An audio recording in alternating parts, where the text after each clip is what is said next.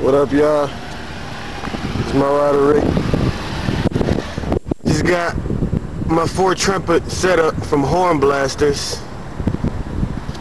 It's a train horn setup. You got a horn right there, a horn right there,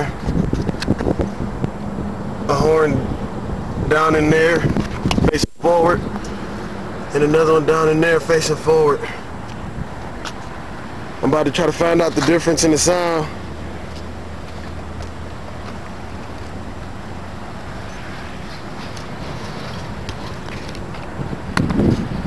I think first I'm gonna hit my regular horn and then the train horn and see if you can tell a major difference.